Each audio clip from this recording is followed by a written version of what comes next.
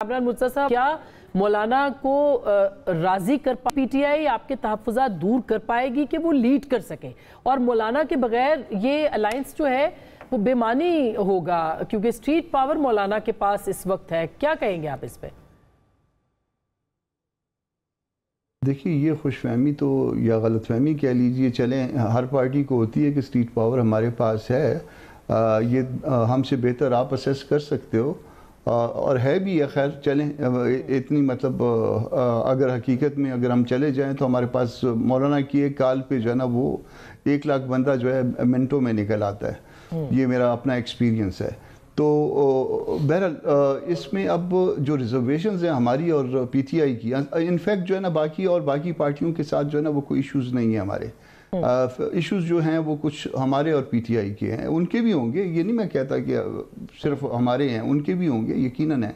तो वो जो बातें थी वो मैंने कन्वे कर दी थी असद कैसर साहब को, और असद कैसर साहब ने ये 12 या 13 तारीख को असद कैसर साहब ने मुझे रिस्पॉन्ड करना था। उसके बाद एक दिन बाद मुझे हुसैन साहब ने दोबारा जो मेरे पॉइंट्स थे वो उन्होंने फिर मुझे पूछा कि कहते कुछ मैं भूल गया हूँ, तो वो दोबारा जो है ना उनको बता दिए गए। अभी तक उसके बाद जो है ना वो रिस्पॉन्ड नहीं किया उन्होंने, किसी दोस्त ने भी। तो वो जवाब आ जाए फिर उसके बाद जो है ना वो फिर मैं मौलाना को कन्वे कर देता हूँ। मौलाना अभी इधर से कतर चले गए हैं, शायद 1 आध दिन दुबई गुजारेंगे और फिर उम्रे पे हैं। तो द मोमेंट मतलब बाकी जो कुछ भी होगा जाहिर है वो फिर मैं या हैदरी साहब या बाकी जो भी जिम्मेदार साथी हैं वो कन्वे करते रहेंगे मौलाना को। मगर इस वक्त तक फैसला ये है कि हम जो है वो इनके जो इन्होंने बुलाया है एक इजलास, उसमें हम जाएं और शिरकत करें और देखें, सारी बातें इनके साथ सुने, और मिनिमम एजेंडे पे हम शायद कहीं पे सपोर्ट भी कर सकते हैं, मगर पहले सुने तो सही कि कहते क्या हैं। और तो ईद के बाद जो तहरीक होगी उसका जो सड़कों पे, हाँ, उसका हिस्सा भी अभी फैसला होना है। मैं आप उसी का जवाब देने लगा था जी, उसी का जवाब देने लगा था कि स्टिल जो है ना हम पार्ट ऑफ अलायंस नहीं है। ये अब वो डिपेंड करता है इस आपकी बात सुन के राना तनवीर साहब बहुत मुस्कुराए हैं। आपकी बात सुन के राना साहब बहुत मुस्कुराए हैं सेंटर साहब।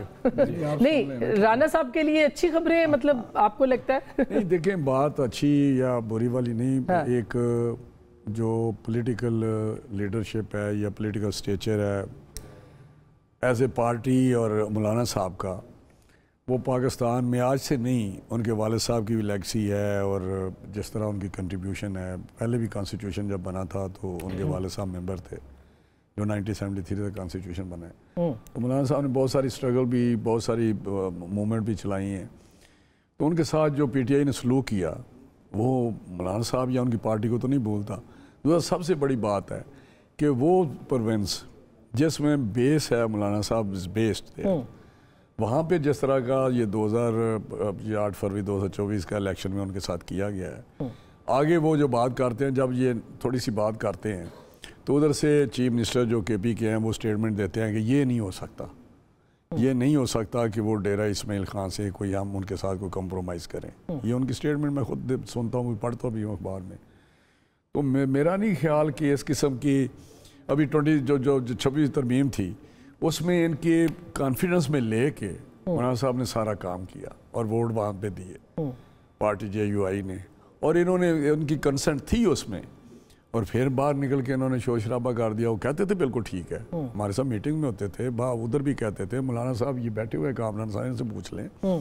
तो कहने का मकसद है कि जो ट्रस्ट एक मैं समझता हूँ कि एक उसका लेवल है बानी पीटीआई पे, मेरा जो बंदा उस पर ट्रस्ट कर जाए तो मैं समझता हूँ देखते हुए नहीं। मगर राना साहब देखें ना, आप लाइक इट और नॉट, ज़ाहिर है आपका तो इख्तलाफ होगा, लेकिन इस वक्त पंजाब को देखें तो इमरान खान साहब इस वक्त इलेक्शन होता है तो क्लीन स्वीप करते हैं। केपी के अंदर भी यही सूरत है। पता नहीं आपकी को पता नहीं किसने आपको रिपोर्ट सर, मैं कल ज़िमनी इलेक्शन नहीं, 1 महीना हुआ मेरा ज़िमनी इलेक्शन MPA का, जहाँ भाई साहब फौत पा गए थे जी, पा गए थे, तो वहाँ पे इलेक्शन नहीं हुआ। वहाँ पे PTI का कैंडिडेट था, सारी लीडरशिप उधर कंपेन कर रही थी, सारा कुछ ट्रांसपेरेंट हुआ है, कोई ऐसी बात तो नहीं किसी ने कोई उस पर ऑब्जेक्शन खड़ा किया हो। यानी पंजाब में आपको लगता है PTI पॉपुलर का अच्छा ऐसा है तो देखिए ना, खुद मियां नवाज शरीफ साहब के हल्के के ऊपर इतराज आते हैं। नहीं, इतराज करने वाले तो फिर उन्होंने मेरे कौन सा इलेक्शन है जिस पे इतराज नहीं हुआ? अब 24 का डाइजेस्ट कर गया, हम कहते रहे कि खोलें, ये कहते थे ना हल्के खोलें। जब 2014 में इन्होंने कमीशन की बात की थी तो उस वक्त कमीशन बना, बीच में से क्या निकला, 35 पंक्चर की बात की, बानी ने फिर कहा कि जी मुझसे वो गलत मुझे इन्फॉर्मेशन दी पोया साहब ने और मुझसे गलती हुई है, वो 35 पंक्चर वाली बात आपको जी पता जी है। जी जी। तो ये तो एक एलिगेशन, हर वो एलिगेशन किसी पे लगाते हैं जो इनमें खुद खामियां हैं, खुद खराबियां हैं।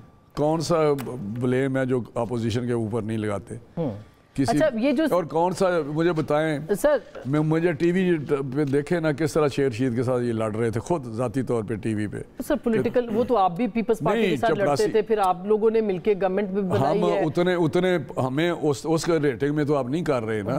आप तो कहते हैं जी पता नहीं कौन पवित्र है कौन है, इधर वो कहा तुम तो चपड़ासी भी नहीं, तुम तो टांगे की सवारियां नहीं, उसको कहते हैं ये पंजाब का डाकू है। शहबाज शरीफ साहब के भी याद करें जरदारी साहब के लिए।